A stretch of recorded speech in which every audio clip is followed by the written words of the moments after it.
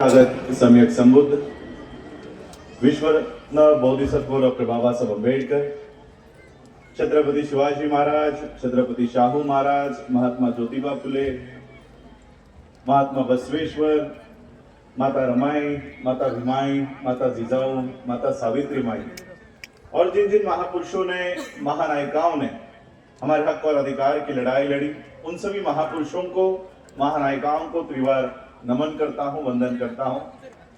मंच पर उपस्थित वंदनीय भिक्षु संघ, मंच पर उपस्थित सभी मान्यवर, मुझे इस कार्यक्रम के लिए जिन्होंने आमंत्रित किया, ऑर्गेनाइजिंग कमेटी के सभी सदस्यगण, मल्लिकार्जुन राशिंगे जी, मेरे बुद्धिस्ट सोसाइटी ऑफ इंडिया के सभी साथी और यहाँ पर उपस्थित सभी मेरे भाइयों को, बहनों को और माताओं को राज रत्न अम्बेडकर का जय भीम। जय भीम। आप लोगों को मेरी हिंदी समझ में आएगी? हिंदी, मराठी या इंग्लिश, ये तीन ही लैंग्वेज बोल सकता हूँ। क्या बोलना है? मराठी, हिंदी, हिंदी। तो आज हम लोगों ने यहाँ पर डॉक्टर बाबा साहब अम्बेडकर जी के स्टैचू का यहाँ पर अनावरण किया है। हुक्केरी में डॉक्टर बाबा साहब अम्बेडकर जी का भव्य दिव्य पुतला यहाँ पर आप लोगों ने ऑर्गेनाइजिंग कमेटी के माध्यम से यहाँ पर स्थापित किया है। लेकिन ये स्थापित करने के बाद आप लोगों के ऊपर अब एक बहुत बड़ी जिम्मेदारी आ गई है। अगर यहाँ पर किसी भगवान का पुतला बनाया होता या कोई मंदिर बनाया होता तो शायद वो जिम्मेदारी आप लोगों की नहीं होती। मंदिर बनाने के बाद, भगवान का पुतला बनाने के बाद हाथ जोड़ दिया होता, नमन कर दिया होता, आपका काम खत्म हो जाता। लेकिन बाबा साहब अम्बेडकर जी का पुतला बनाने के बाद अब आप लोगों की एक जिम्मेदारी बढ़ गई है। इस हुक्केरी में जहां पर डॉक्टर बाबा साहब अम्बेडकर जी का पुतला आप लोगों ने बनाया है, ये अब आप लोगों की जिम्मेदारी है कि आने वाले 5 सालों में इस हुक्केरी से एक आईएएस, एक आईपीएस, एक डॉक्टर, एक इंजीनियर, एक लॉयर अब आप लोगों को तैयार करना होगा। और ये वो जिम्मेदारी है क्योंकि यहाँ पर जिनका पुतला आप लोगों ने बनाया है वो MA, PhD, DSC, Bharat law, 32 degrees में डॉक्टर बाबा साहब अम्बेडकर जी स्कॉलर रह चुके हैं। बाबा साहब अम्बेडकर जी को मेरे पहले के वक्ताओं ने कहा कि सिंबल ऑफ नॉलेज के पदवी से पूरे विश्व ने बाबा साहब अम्बेडकर जी को सम्मानित किया हुआ है। आज हम बाबा साहब अम्बेडकर जी के पुतले का अनावरण यहाँ करने के लिए आए हैं। कल संविधान दिवस भी पूरे देश भर में मनाया जाएगा और पूरे देश भर में ही नहीं, पूरा विश्व आज डॉक्टर बाबा साहब अम्बेडकर जी को सम्मानित करता है। मैं बुद्धिस्ट कॉन्फ्रेंसेस के लिए अनेक देशों में जाता हूं। ये मई महीने में संयुक्त राष्ट्र की, यूनाइटेड नेशंस की और एक परिषद है जिसमें मैं आमंत्रित हूं। 128 कंट्रीज, 130 कंट्रीज के वहां के मिनिस्टर्स, फाइनेंस मिनिस्टर्स, वहां के प्रेसिडेंट्स, वहां के प्राइम मिनिस्टर्स उस कॉन्फ्रेंस में आते हैं। वहां के सभी डेलीगेट्स, जब उनको पता चलता है कि इंडिया से हम लोग आए हैं, हमारे पास आते हैं, हमको पूछते हैं कि विच कंट्री, कौन से देश से आए हो, तब हम उनको कहते हैं कि हम इंडिया से आए हैं, हम भारत से आए हैं। पता है उस देश के लोग, उस देश के मिनिस्टर्स, उस देश के बड़े बड़े डेलीगेट्स हमको क्या जवाब देते हैं? वो कहते हैं, ओ अम्बेडकर इंडिया। आज भी इस देश का नाम मोदी या अमित शाह के इंडिया से नहीं, और मुझे लगता है सतीश जी इसी बात का दुख इस देश के होम मिनिस्टर को है कि हम इतने सालों से भारत पे राज कर रहे हैं, लेकिन अमित शाह का भारत, नरेंद्र मोदी का भारत, भारत के बाहर जाने के बाद कुत्ता भी नहीं पूछता। इसलिए इनको ये कहने की नौबत आ रही है कि बार बार अम्बेडकर अम्बेडकर अम्बेडकर किए जा रहे हो। और इसलिए आज मैं आप लोगों को बधाई देता हूं कि आज आप लोगों ने बाबा साहब अम्बेडकर जी का यहाँ पर भव्य दिव्य पुतला निर्माण किया है। मुझे अलग अलग स्टेट्स के लोग पूछते हैं, भारत के लोग पूछते हैं कि आप बाबा साहब के परिवार से आते हो, तो बाबा साहब ने आपके परिवार के लिए क्या क्या प्रॉपर्टी बनाई है, आपके परिवार के लिए क्या क्या संपत्ति बनाई है। इसी कर्नाटक में अभी मैं पिछले हफ्ते मैसूर में था। वहां मैसूर में हम वहां के पैलेस में घूमने के लिए गए थे, वो पैलेस देखने के लिए गए थे। उस पैलेस के राजा ने, महाराजा ने डॉक्टर बाबा साहब अम्बेडकर जी को इसी बेंगलोर में 9 एकड़ जमीन बाबा साहब को दान दी थी। 9 एकड़ जमीन। बंबई में नरीमन पॉइंट जैसा एरिया जहां पर 1 स्क्वायर फीट जमीन का टुकड़ा 1 से 1.5 लाख रुपए का है, ऐसी जमीन 9 एकड़ जमीन यहाँ के महाराजा ने, मैसूर के महाराजा ने बाबा साहब को दी थी। तो सोचो ऐसे कितनी सारी संपत्ति बाबा साहब के पास होगी। तो इसलिए यहाँ के लोग मुझे पूछते हैं कि बाबा साहब के पास यहाँ 9 एकड़ की जमीन है, ऐसी कितनी सारी जमीनें होंगी। और इसलिए वो मुझे पूछते रहते हैं कि बाबा साहब की प्रॉपर्टी क्या है, बाबा साहब को प्रॉपर्टी में, बाबा साहब के प्रॉपर्टी में से आपको क्या क्या मिला। आज मैं आपको बाबा साहब की प्रॉपर्टी बताना चाहता हूं। आज सतीश जारकीहोली जी यहाँ पर बैठे हुए हैं। मुझे लगता है अभी सामाजिक न्याय मंत्री बने हैं, सोशल जस्टिस मिनिस्टर बने हैं। बाबा साहब अम्बेडकर 4 खातों के मंत्री रह चुके हैं, 4 खातों के मंत्री, लॉ मिनिस्टर, कई सारे खातों के बाबा साहब मंत्री रह चुके हैं। लेकिन जब बाबा साहब अम्बेडकर जी का महापरिनिर्वाण हुआ, बाबा साहब अम्बेडकर जी की डेथ हुई, उस समय बाबा साहब अम्बेडकर जी के खाते में, बैंक के खाते में कितने रुपए थे पता है? 15,000 रुपए, 234 रुपए और 27 पैसे।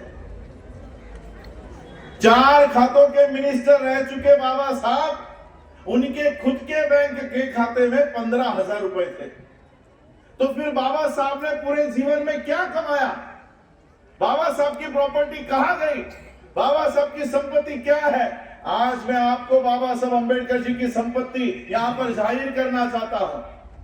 4 खातों के मंत्री रह चुके बाबा साहब, उनके खुद के खाते में 15,000 रुपए थे। लेकिन आज आप लोगों में इस मंच पे जो doctor, IAS, IPS, engineer, social justice minister जो बने हैं, ये है बाबा साहब की असली प्रॉपर्टी, ये है बाबा साहब की असली प्रॉपर्टी। ये कमाया बाबा साहब अम्बेडकर जी ने। और इसलिए आज संविधान दिवस के पूर्व संध्या पर हम लोग यहाँ पर इकट्ठा हुए। 75 साल पूरे हो गए इस देश के संविधान को लागू हुए। मुझे बताओ, क्या 26 जनवरी 1950 से ही हम लोग डॉक्टर अपॉइंट होना शुरू हो गए थे क्या? हम लोग प्रोफेसर बनना शुरू हो गए क्या? हम लोग इंजीनियर बनना शुरू हो गए क्या? यानी हमारे लिए रिजर्वेशन ये कोई 75 साल का उपक्रम नहीं है। एजुकेशन हमें 75 साल से नहीं मिल रहा। 26 जनवरी 1950 को संविधान लागू होने के बाद जब हमें समझ में आया और जब पहली पीढ़ी पास आउट हुई होगी, कम से कम 10-20 साल तो गए होंगे। यानी हमारे लिए यह संविधान सिर्फ 60 सालों का है।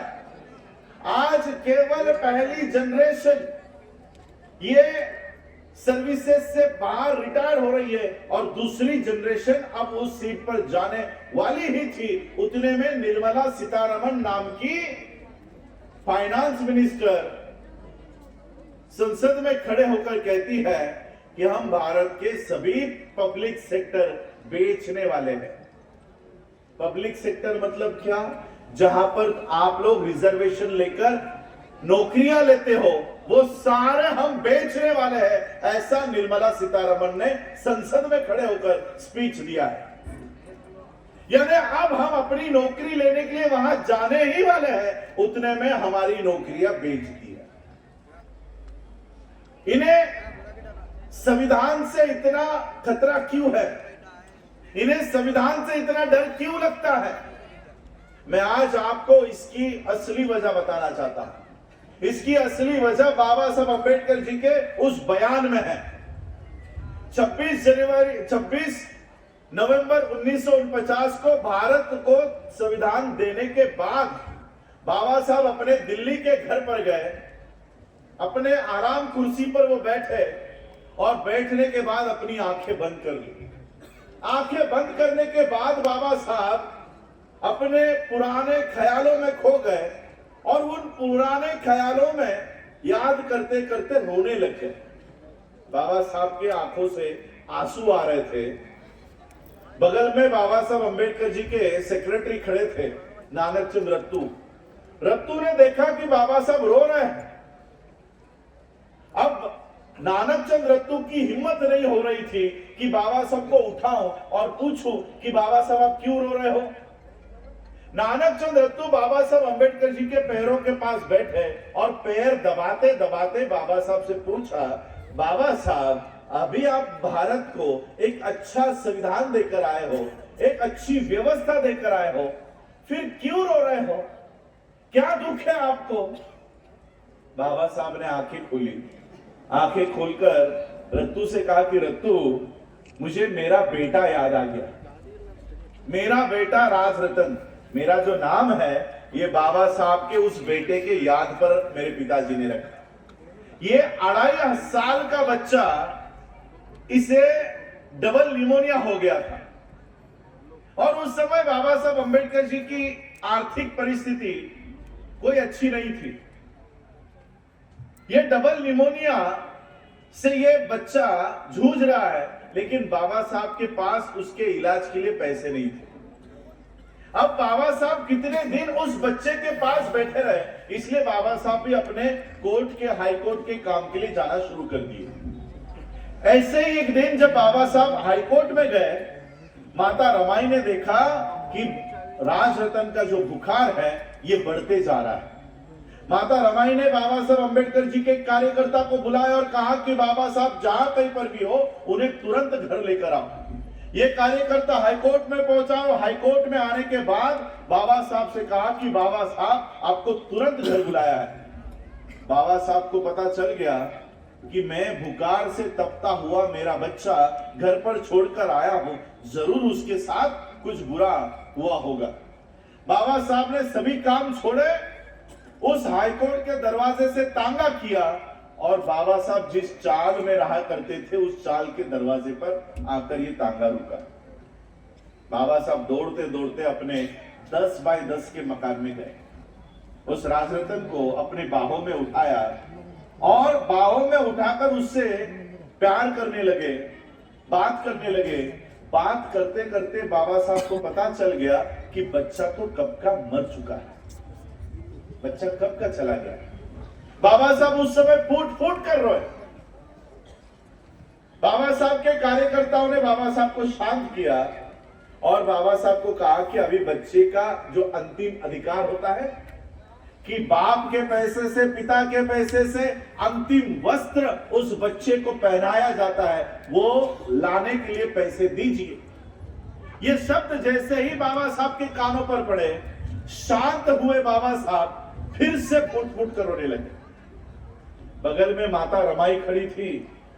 माता रमाई को पता चला कि बाबा साहब के जेब में राजरतन के शव पर, उसके बॉडी पर